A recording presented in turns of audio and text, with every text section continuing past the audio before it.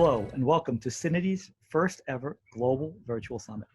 A summit is by definition a forum for us to convene in order to dialogue and share regarding a common cause. For this summit, we have brought together industry leaders, experts, and practitioners to discuss the role of data in the context of business, hence our theme, where business and data converge. I am Leonard Maganza, Chief Customer Officer at Synity. At Synity, we solve complex data challenges in order to keep supply chains running, improve cash liquidity or margins, meet compliance demands, and more. I have been at Synity for 18 years, or as I like to say, since before data was cool. As Chief Customer Officer, my role is to help customers achieve their business objectives faster by leveraging best-in-class data processes. To put the proper context to data and related business outcomes, we are pleased to showcase a group of industry and business leaders from Unilever, SAP, Senzing, and some of our own Synity experts to share and exchange their insights on data transformations, CDO perspectives, context computing, data management, why purpose matters, and even roundtables where you can help set the agenda. Here is the idea. I knew someone that ran an HCM practice who would say, does your company have employees? If so, we should talk. Well, my version of that is this. If your applications have data in them, then we should talk. If you are going somewhere, S4HANA, the cloud, hyperscaler, and want an affordable, boring go-live, well, you are in a steady state needing improved KPIs. Improved data processes will improve your business processes and ultimately your business outcomes. Many of you have heard my Data for Dummies example. Simple duplicate vendors can undermine your ability to get volume discounts. So use this time to listen to the experts, self-assess where you and your business are on the maturity scale, then determine how you can move yourself and your company up the maturity scale. Also note, today is just the primer, but this summit will also be available on demand afterwards for you to review and share with others. So enjoy the sessions and we will reconnect again on the other side. Thanks.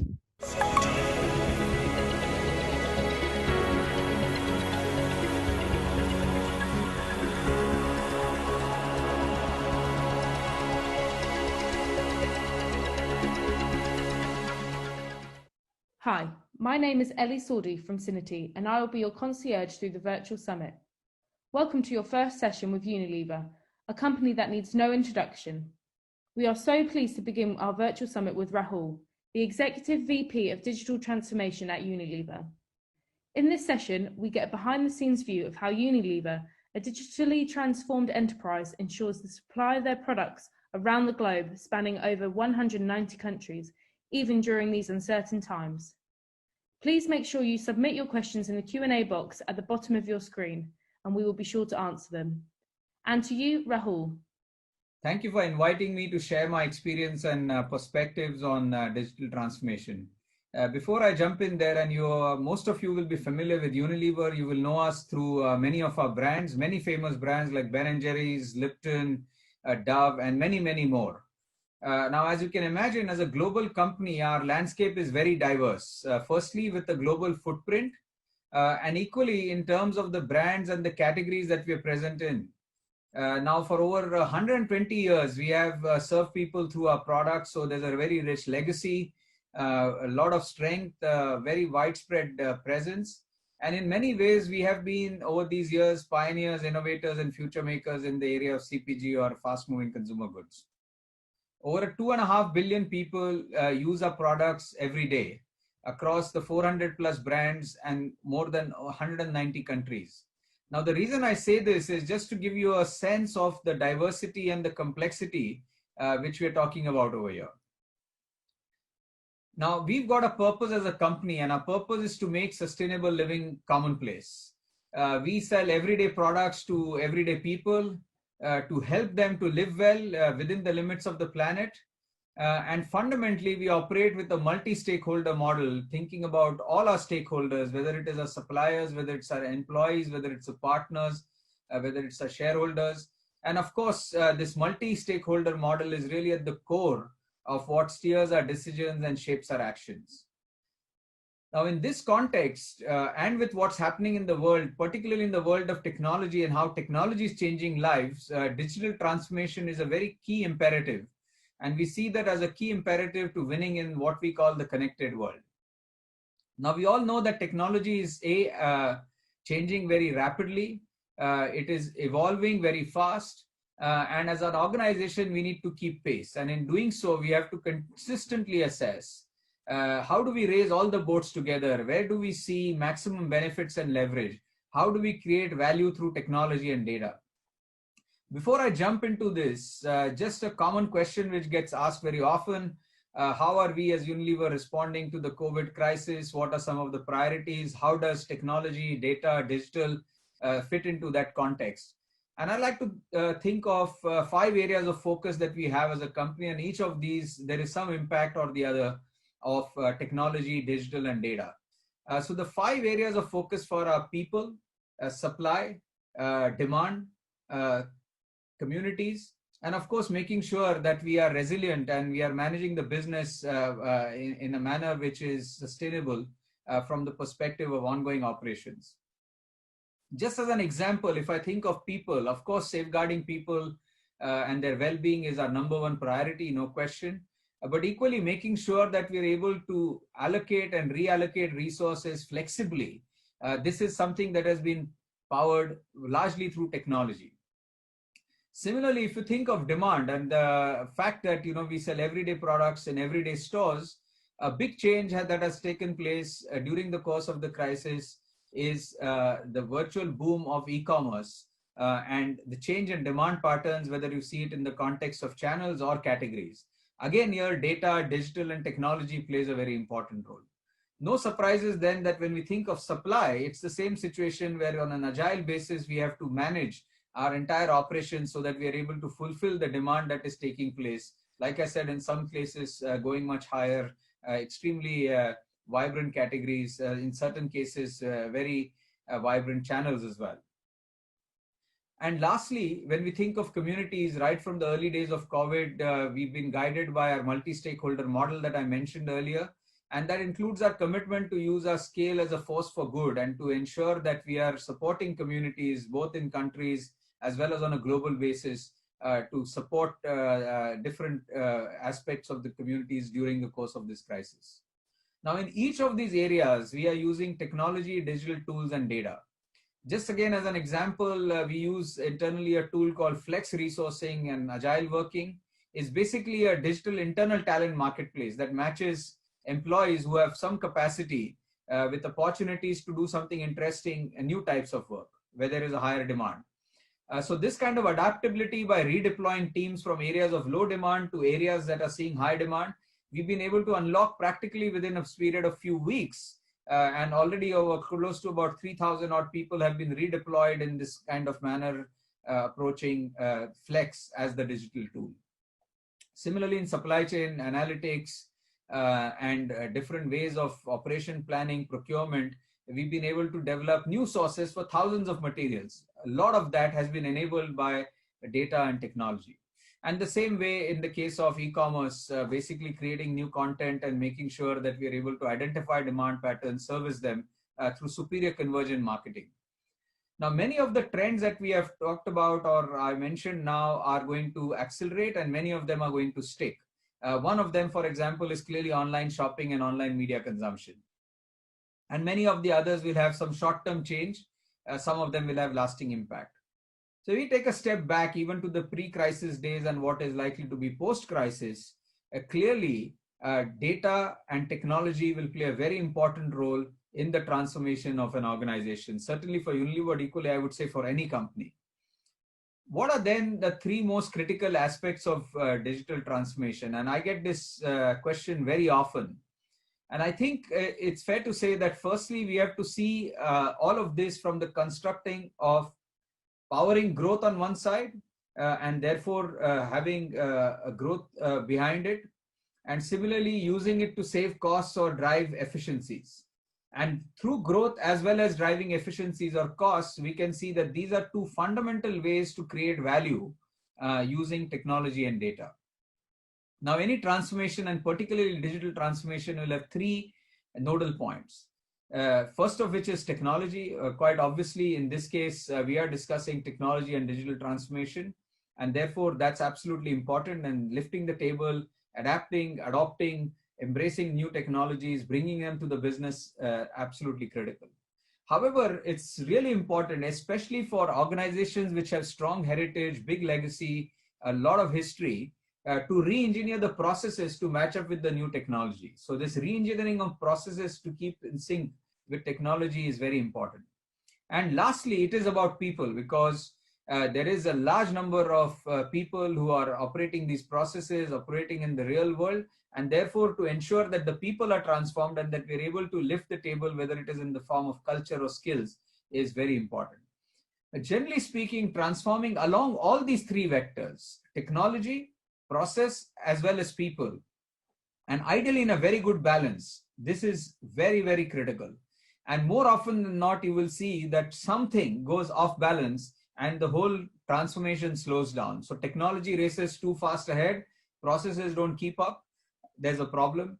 Processes change, but technology doesn't back it up, it is a problem. And both technology and process are very advanced, but the culture of the organization, the culture of the people, the skills don't keep pace. Again, there is a problem. So striking a balance on this triangle and lifting the entire triangle in its entirety becomes a very important aspect.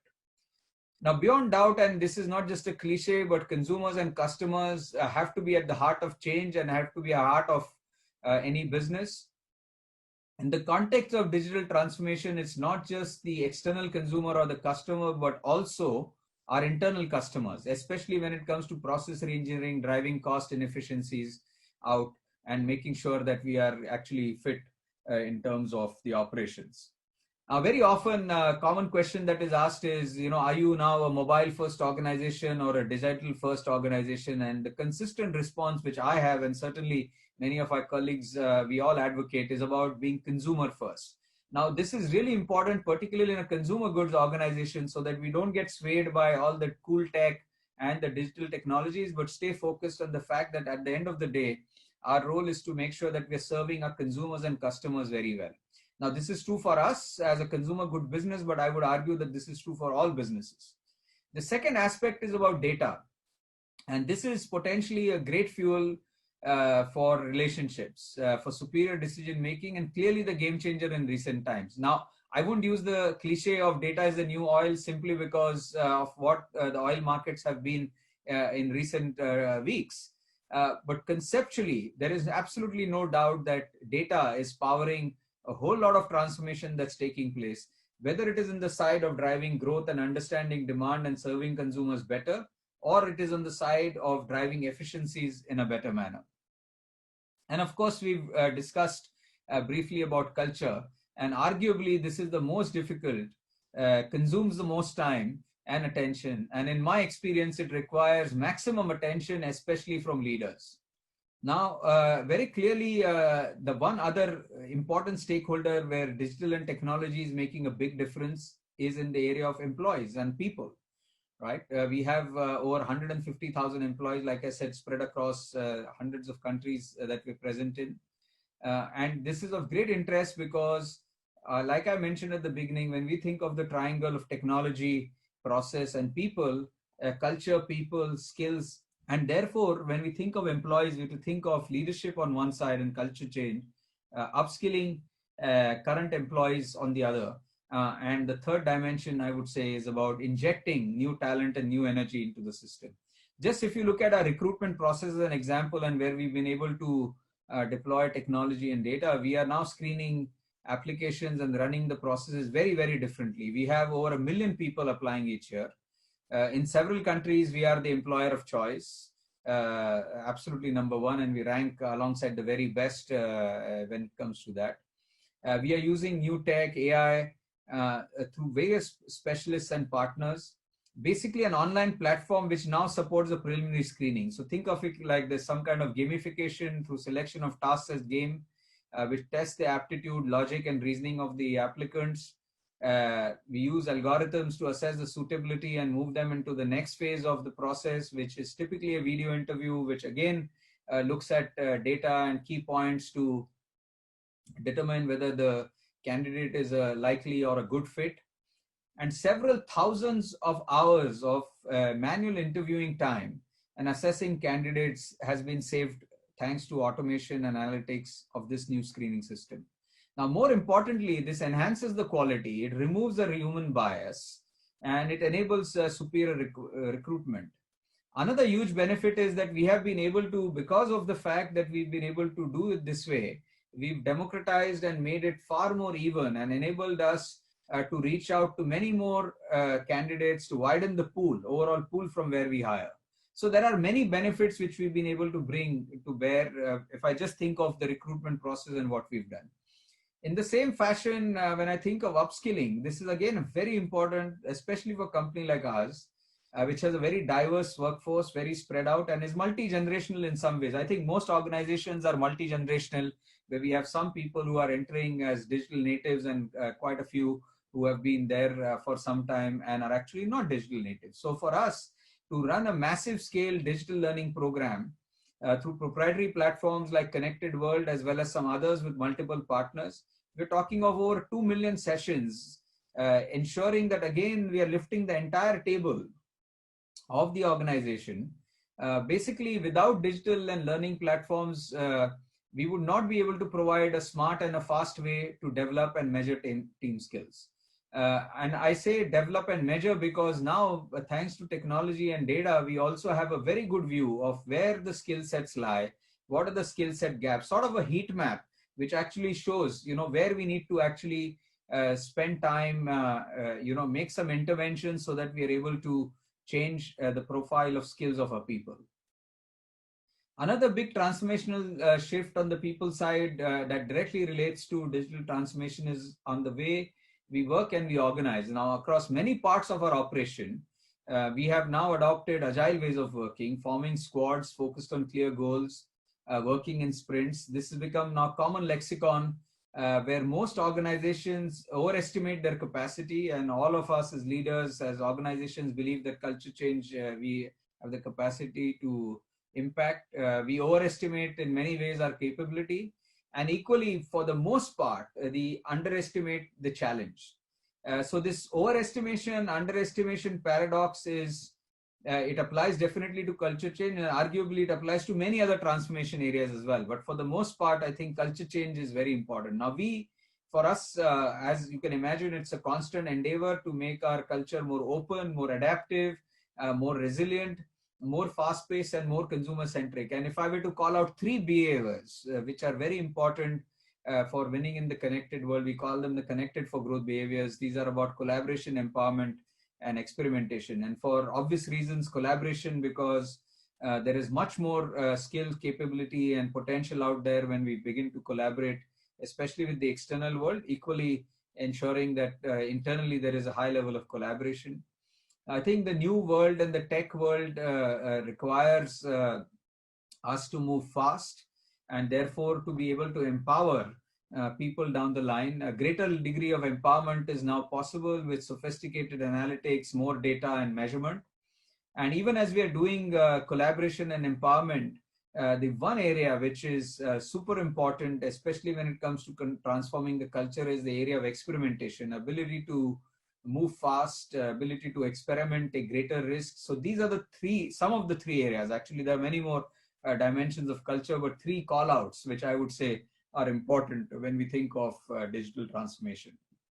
One of the ambition that we've set is for us to develop more direct relationships with over 1 billion consumers. I remember I mentioned earlier that every day we touch about 2.5 billion people one way or another through our products. And what if we converted 1 billion of these relationships or 1 billion of these contact points into more direct relationships? We run a data-driven marketing program, a relationship marketing program, and are building a fundamental capability. We call it the Unilever Cloud capability. It's now active in all major markets over 30 countries. Similarly, we've got people data centers, which we've now got implemented over the last few years. These are again operational in 30 countries spread across the world. And effectively what they've been is a great source for insights, for tools, for really our ears to the ground on what is happening, and high quality analytics. No surprises then that in a crisis like the current situation, these have been extremely useful in detecting patterns and trends and enabling dynamic responses. This is really the hub or the core capability which powers analytics and engagement center of excellence. Now, these inside data capabilities that I spoke about through whether it is data-driven marketing or our people data centers are powering insights and communication and engagement, but also innovation as we begin to co-create products with consumers.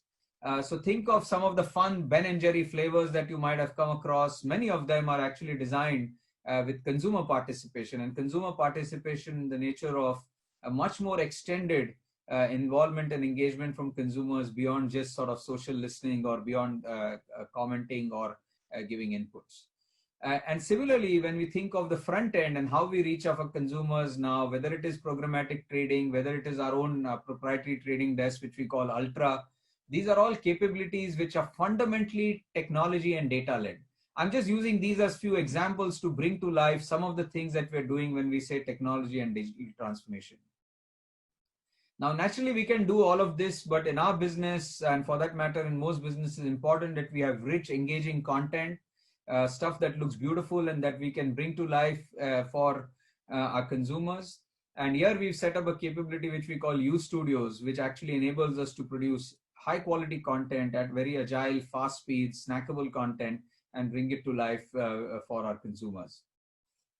When you think of all these are basically digital hubs. These are not just our internal employees, but in many cases also our partners. And in fact, in the connected world, partnership plays a very important role, much more than it has ever been. For greater speed and collaboration, but most critically also so that we can leverage and harness the expertise that lies outside the organization. Now, I want to reiterate the point on consumers at the center, and this is just it's usually just a motherhood phrase, but something that we strive to bring to all decisions and experiences, more recently using data rather than just our intuition and our past experiences. So do we understand the consumer journeys well? Are we delivering great experiences across key touch points? Are we measuring and optimizing? Is there continuous improvement? And data and tech are enabling more targeted marketing, deeper engagement, and stronger connections with our consumers. This is really about how we work with our retailers, this is how we work with our distribution partners. And digital technologies data is relevant over here as well, just as much as it is for consumers. In our case, there are many distributors, wholesalers, concessionaires, retail outlets. We're talking of millions of customer partners whom we deal with on a daily basis. So we're not only dealing with a new digital media or a consumer landscape, but we're also dealing with a new retail landscape. We have e-commerce players, pure play, as well as groceries, which are extending their presence into e-commerce, whether it is through Walmart.com or Tesco.com or Sainsbury.com and many other partners. Now, this, of course, is a big change in the retail landscape. And as you can imagine, especially as more and more retail goes digital in one way or another, digital data technology is playing a very big role in how we're working with them. Now we're talking of, over 25 million outlets or different partners that we touch. And with the retail world changing very fast, we have to recognize that the consumers no longer just shop in one place. They're using a variety of channels, both online and offline. So it's not only the acceleration of e-commerce. If you think of the current crisis, it is also the resurgence of proximity channels, neighborhood stores, and therefore adopting a multi-channel approach which understands the entire channel interface becomes very important in our kind of context. And more or less, I think all businesses now experience that when it comes to sales channels or business channels, now there is a multi-channel approach and no longer is it about just servicing a particular type of a channel. Now, what digital and technologies enabled us to do is to enhance the level of service, so superior service at lower costs, and indeed, better relationships with our customers. Again, this is not something which is only on the customer end of the operations, but across the operations and supply chain, whether it's factories, logistics, digital wiring enables efficiencies, cost benefits, and faster response times. No surprises then that it enhances the level of service and the quality of what we do. So just there are plenty of examples in this across our factories, our vast supply chain planning efficiencies. Most importantly, this enables to take a different view of the entire operation and shift decision making, shift analysis which becomes far more data driven and specific in terms of enhancing the quality of the entire operation. So in many ways, this sort of digital rewiring is a crucial part of changing the operational interface when it comes to transformation.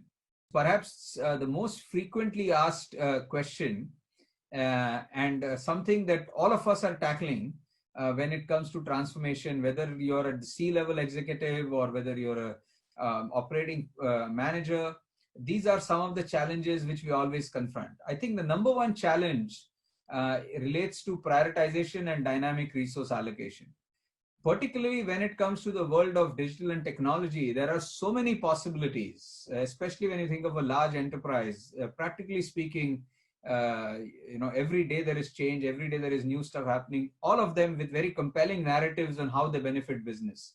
And what we have to do is we have to constantly ensure that we remain grounded by the objectives, imperatives, and practicalities of running business, but anchored towards a vision which is about the future and where we want to go. Ensuring that we don't get carried away by the coolness because there's lots of it and let in some ways the focus get derailed. But at the same time, being innovative, experimentative, being agile and improvising and pivoting. Now, this is easier said than done because in many ways you are managing these paradoxes. What is the biggest challenge in driving a transformational agenda, especially when it comes to this? It is this idea of prioritization and managing the complexity, managing the competing asks. You wish everything can be done, can be resourced, but it can't be. How then do you decide, what is the North Star? What's actually the guiding principles? How do you bring this to take the organization with you? These are some of the important dimensions when you think of prioritization and this area of dynamic resource allocation. The second challenge or issue relates to speed and stamina. And for sure, when we think of transformation, one of the words that we talk about always, and I mention it very often as well, that speed is the new currency. Being fast is very important. We talk of agility at length. Sprints have become very common lexicon when we talk of companies and what they're doing. And we always talk about being fast. So there's one thing which you ask anybody, whether they're leaders or otherwise, they would always say that, look, they wish they had been faster. They wish they had been faster. This is something that you would commonly hear. I think we need to be fast for sure in what we deliver and how we deliver. However, it's also important to be very methodical in how we run the entire race. And particularly for an organization which is large size, this needs to be well thought through, given the number of stakeholders and considerations. Sometimes a diverse footprint is an important one. Sometimes it's just the vast variety of categories that you're present in can be another. So consistency, pacing, keeping up, being resolute, all of these are very critical. And I would suggest that stamina is just as important as speed. Very rarely do we talk enough about stamina. If you think of most places, most of the stuff get talked about is about speed and sprints. But equally, I think it's important to keep stamina. The third, this gets interesting depending on the footprint or how the company operates, but most big companies, global organizations always face this, and that is really the idea of global, local, or glocal. Now, the dynamics between global and local, diversity of the landscape, the consumer habits, cultural nuances, it's difficult to make sure that everyone is getting what they want. Now, this is a cold reality where the world is diverse, and while it has become flat, the reality is that there are local nuances which have been taken into account.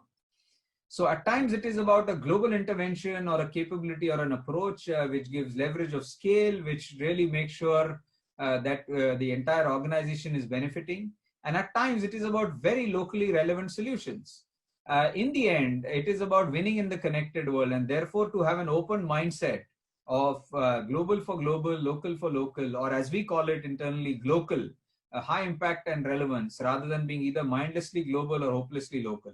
I think it's really important that, especially for those engaged in global transformation and global aspects, keep this in mind. Now, there's no doubt that when you think of what's happening, change is a constant. You've heard that all the time. We all experience it every day.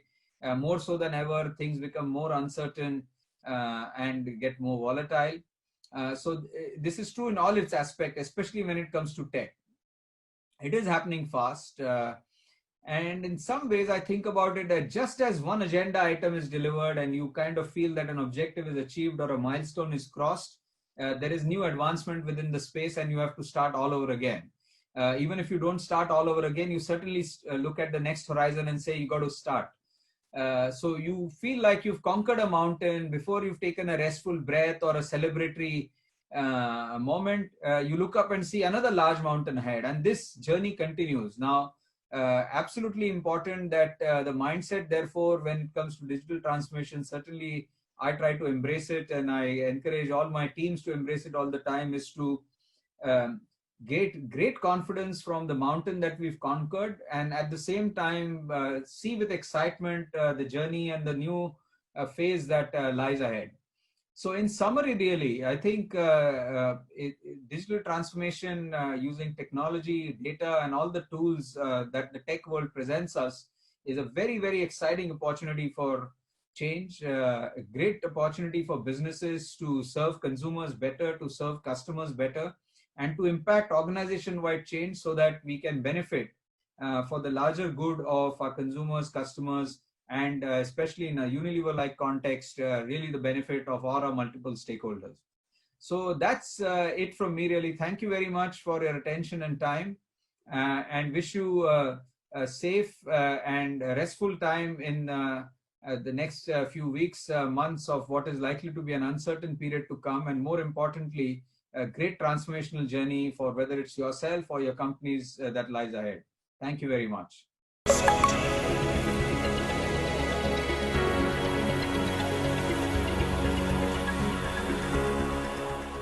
Thank you, Rahul, for your insights and advice on delivering the promise around digital transformation. Next up is our CDO Forum with Maria Villar from SAP, Leno Maris from Royal Friesland Campina, and Chris Nerve from Cinity, as these CDOs share their perspective in the new world. A few quick words on our CDO Forum speakers. Maria Villar is a CDO veteran. During her 7+ years tenure as SAP's CDO, she led the organisation to a €75 million saving to the business. As Head of Enterprise Data Strategy and Transformation, Maria now serves as a trusted executive advisor to businesses in North America. She is also the author and the host for the Outcome-Driven Data Strategy Masterclass. Data strategy, in Maria's book, is a boardroom topic.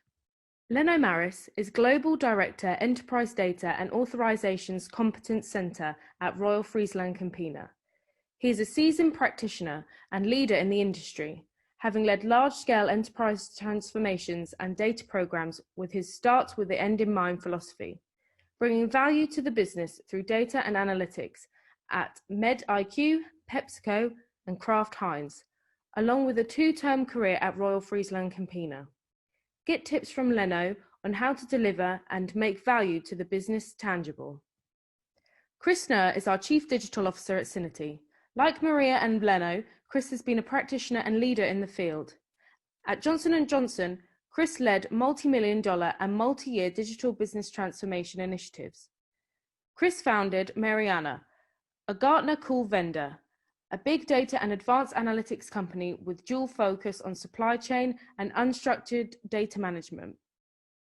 Chris believes that without an end-to-end data strategy, digital strategy doesn't exist. Without a clear digital strategy, beginning with the business in mind, digital transformations will fail. This session will begin momentarily. To join, exit out of the current window and click on the next session in the Virtual Summit Hub.